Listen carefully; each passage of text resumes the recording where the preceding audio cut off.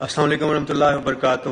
سب سے پہلے تو میں اپنے گھر پہ جو پولیس کی ریڈ ہوئی ہے کل رات 1:40 پر اس کی مذمت کرتا ہوں۔ میرے ملازمین پر تشدد کیا گیا، معصوم لوگ تھے۔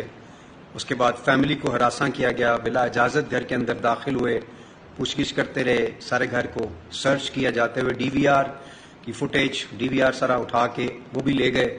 پھر بچوں کو اپنے نانا کے گھر جانے سے بھی روک دیا گیا اور تھریٹس کرتے رہے کہ آپ کے بیٹے کو ساتھ لے کے جائیں گے، پھر اس کا باپ آئے گا۔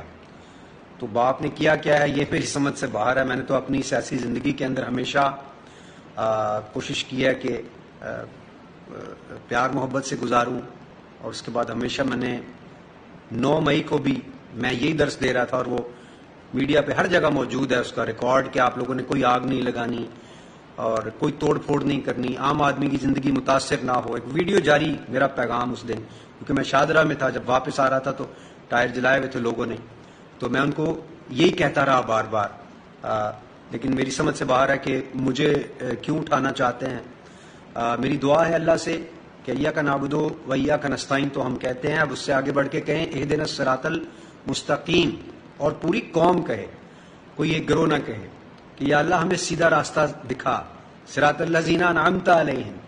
یہ اسپریچول اینگل لانے کی بڑی سخت ضرورت ہے، اور پھر اچھی نیت سے دکھا۔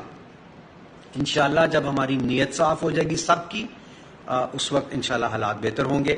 اور پرزور مذمت کرتا ہوں میں 9 مئی کے واقعات کی، جدھر توڑ پھوڑ ہوئی، بالخصوص کور کمانڈر صاحب کے گھر میں، اور اس طرح کی جتنی بھی امپورٹنٹ انسٹالیشنز ہیں۔ میرا اپنا ذاتی پیار ہے، محبت ہے پاک افواج کے ساتھ، ہمیشہ سے میری پوری فیملی فوج میں رہی ہے، سو میں بڑی قریب سے جانتا ہوں ان کے انز اینڈ آؤٹس کو، ان کے ساتھ ظاہر ہے ایک ایموشنل اٹیچمنٹ میری رہی ہے۔ میں خود بھی فوج میں جانا چاہتا تھا، اور ہمیشہ یہ ہوتا تھا کہ ہم نے بھی شہید ہونا ہے، پاکستان کے لیے جان دینی ہے۔